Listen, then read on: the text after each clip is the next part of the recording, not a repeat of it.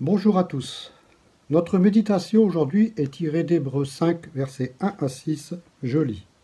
Tout grand prêtre est pris parmi les hommes et il est établi en faveur des hommes pour la relation avec Dieu. Il est chargé de présenter à Dieu des offrandes et des sacrifices pour les péchés. Il peut avoir de la compréhension pour ceux qui sont dans l'ignorance et qui s'égarent, parce qu'il est lui aussi exposé à la faiblesse.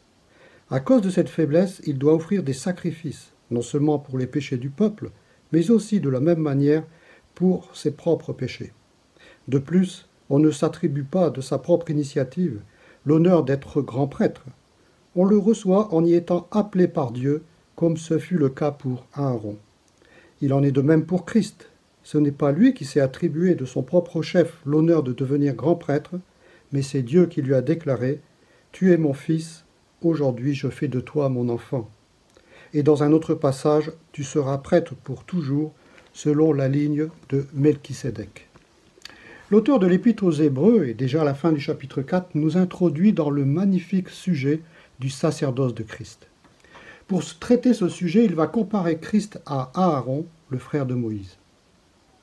En ce qui concerne Aaron, premièrement, notre texte souligne qu'il a été choisi par Dieu parmi les hommes pécheurs de l'époque, afin de remplir une grande responsabilité, celle d'être nouveau souverain sacrificateur ou prêtre. Cette fonction avait pour but de conduire des hommes pécheurs à offrir des dons et des sacrifices pour obtenir le pardon des péchés et rétablir ainsi la communion avec Dieu. Nous voyons cela dans Exode et Lévitique. Aaron était l'intermédiaire entre Dieu et les hommes.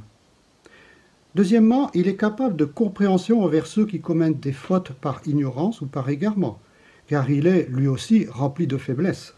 Et à cause de cette faiblesse, il doit offrir des sacrifices pour ses propres péchés comme pour ceux du peuple hébreu. Troisièmement, il ne s'attribue pas cet honneur à lui-même puisque c'est Dieu qui l'a appelé pour remplir cette fonction de sacerdoce.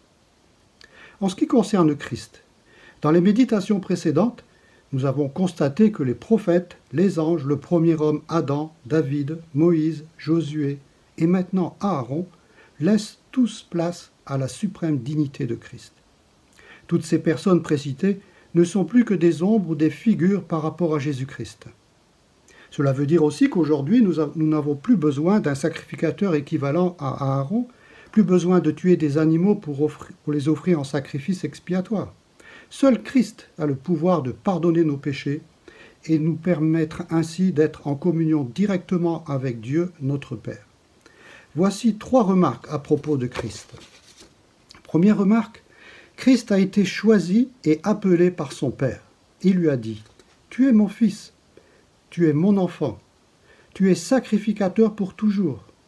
Chapitre 4, verset 14, nous avons un grand souverain sacrificateur qui a traversé les cieux, Jésus, le Fils de Dieu. Par conséquent, contrairement à Aaron, Christ n'est pas venu des hommes pécheurs, mais venu de Dieu et choisi par Dieu, qui l'a envoyé sur la terre pour être parmi les femmes et les hommes de notre monde, et accomplir lui-même un si grand salut en prenant notre condamnation, en mourant pour nos péchés à la croix. Lui qui était saint, sans péché, innocent. Philippiens 2,7, Christ s'est dépouillé lui-même, en prenant une forme de serviteur, en devenant semblable aux hommes, et ayant paru comme un simple homme, il s'est humilié lui-même, se rendant obéissant jusqu'à la mort, même jusqu'à la mort de la croix. Quelle humilité alors qu'il était sans péché, alors qu'il était Dieu lui-même devenu homme parmi nous. Il devient l'agneau de Dieu qui ôte le péché du monde. Jean 1, 29. Cela veut dire aussi que nous n'avons plus besoin d'offrir des sacrifices, comme je le disais tout à l'heure pour nos péchés. Seul Christ a le pouvoir de nous les pardonner, personne d'autre que lui. Christ est le seul médiateur entre Dieu et les hommes. 1 Timothée 2,5. Deuxième remarque, Christ est notre grand souverain sacrificateur en tant qu'homme.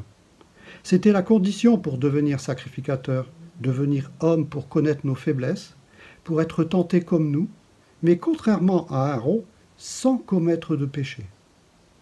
Hébreux 4,15, Christ, a été tenté comme nous en toutes choses, sans commettre de péché.